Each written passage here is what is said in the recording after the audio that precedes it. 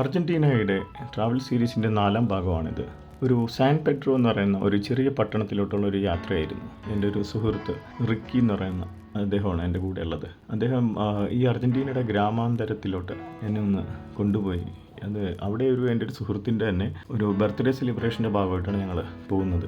ഞങ്ങൾ ഈ പോകുന്ന റൂട്ട് എന്ന് പറയുന്നത് താനുവേവേ, അതായത് നമ്മൾ നാഷണൽ ഹൈവേ ഒക്കെ പറയുന്ന പോലെ പാൻ അമേരിക്കൻ റോഡാണ് ഇത്. ശരിക്കും അതിൽ സെൻട്രൽ അമേരിക്ക, അതുപോലെ തന്നെ നോർത്ത് അമേരിക്ക എല്ലാ മേഖലയിലോട്ടും പോകാനായിട്ട് സാധിക്കുന്ന വളരെ വിശാലമായിട്ടുള്ള വളരെ നല്ലൊരു കൺസ്ട്രക്ഷനാണ് ഈ ഒരു റോഡ്. സാൻ പെദ്രോ ഒരു ചെറിയ പട്ടണമാണ്.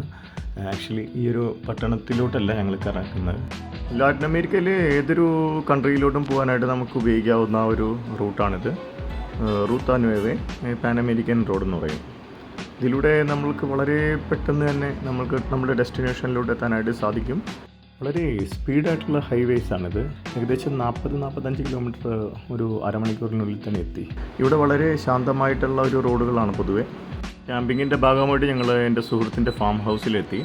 അവിടെ ഒത്തിരി ചെമ്മരിയാടും കൂട്ടം തന്നെ ഉണ്ട് കേട്ടോ. വന്നപ്പോൾ തന്നെ എല്ലാം കൂടി ഒരുമിച്ച് ഇങ്ങോട്ട് വരുന്നു. സുഹൃത്തായിട്ടുള്ള പാവ്ലോ, അദ്ദേഹത്തിൻ്റെ സൗണ്ട് കേട്ടപ്പോൾ തന്നെ ഈ ആടുകളെല്ലാം കൂടി ഒരുമിച്ച് ഇങ്ങനെ വന്നു. സത്യം പറഞ്ഞ ഒരു കൗതുകരമായിട്ടുള്ള ഒരു കാഴ്ച തന്നെയായിരുന്നു. അതിൽ കുറച്ച് ആടുകൾ, അതിൽ 1-2 ആടുകൾ അത് പോകാൻ മടിച്ച് അങ്ങനെ നിൽക്കുന്നുണ്ട്. ഒരെണ്ണം എൻ്റെ അടുത്ത് തന്നെ ഞാൻ എന്താ ചെയ്യണമെന്ന് നോക്കി നിൽക്കുന്ന പോലെ അടുത്തോട്ട് ഇങ്ങനെ വന്ന് കൗതുകരമായിട്ട് തന്നെ. അതിനൊരു ഭയമില്ലാത്ത പോലെ എനിക്ക് തോന്നി. നല്ല ഒരു രസകരമായിട്ടുള്ളൊരു കാഴ്ചയായിരുന്നു ശരിക്കും. ഇത്തരം കാഴ്ചകൾ നമ്മുടെ നാട്ടിൽ എനിക്കൊന്നു കാശ്മീരിലൊക്കെ തന്നെ കാണാനായിട്ട് സാധിക്കുള്ളൂ. വളരെ നല്ലൊരു സ്ഥലം തന്നെ, വളരെ വിശാലമായിട്ടുള്ള ശാന്തമായിട്ടുള്ള ഒരു ക്യാമ്പിങ്ങിനെ പറ്റിയ എല്ലാവിധ അന്തരീക്ഷമുള്ള ഒരു നല്ലൊരു സ്ഥലം. അവിടെ ക്യാമ്പിങ്ങിനായിട്ടുള്ള സാധനങ്ങൾ എല്ലാമായിട്ടാണ് ഞങ്ങൾ വന്നത്. അവിടെ ഒരു 4 ഫാമിലീസ് ഓൾറെഡി വന്നിട്ടുണ്ട്. പിന്നെ എൻ്റെ സുഹൃത്തുക്കളുണ്ട്. അപ്പോൾ ഓരോരുത്തരും അത് ഓരോ കാര്യങ്ങൾ ചെയ്യുന്നുണ്ട്. അതിനടുത്ത് തന്നെയായിട്ട് കാണുന്ന ഒരു ക്യാമ്പാണ് ഇത്. ആക്ച്വലി ഒരു ഫാം ഹൗസിൻ്റെ ഭാഗമായിട്ടുള്ള അവിടെ ഒത്തിരി കാറ്റിൽ ബ്രീഡുകൾ കാണുന്നുണ്ട്. ഇത് ക്രിയോഷോ അർഹന്തീനോ എന്ന് പറയുന്ന ഒരു കാറ്റിൽ ബ്രീഡാണ്. മെയിൻലി ഒരു റെഡിഷ് ആയിട്ടുള്ള ബ്രൗൺ കളറായിട്ടുള്ള ഇതാണത്. ഈ ഒരു ബ്രീഡ് എന്ന് പറയുന്നത് പഴയ നേറ്റീവ് അമേരിക്കൻ ബ്രീഡായിട്ടുള്ള ഒരു സങ്കരയിനാണ് ഇത് പ്രധാനമായിട്ടും മാംസത്തിന് വേണ്ടിയാണ് ഈ ഒരു ബ്രീഡ് ഉപയോഗിക്കുന്നത്. അതുപോലെ തന്നെ ഒലാൻഡോ അർഹന്തീന എന്ന് പറയുന്ന വേറൊരു ബ്രീഡുണ്ട്. അത് മെയിൻലി പാലുൽപാദനത്തിനാണ് മെയിനായിട്ട് ഉപയോഗിക്കുന്നത്. പിന്നെ ആംഗസ് എന്ന് പറഞ്ഞൊരു ബ്രീഡുണ്ട്. അതിൻ്റെ ബീഫ് ക്വാളിറ്റി വളരെ ഹൈ ക്വാളിറ്റിയാണ്. അതുകൊണ്ട് തന്നെ അത് എക്സ്പോർട്ടിങ്ങിനായിട്ടൊക്കെയാണ് ഉപയോഗിക്കുന്നത്.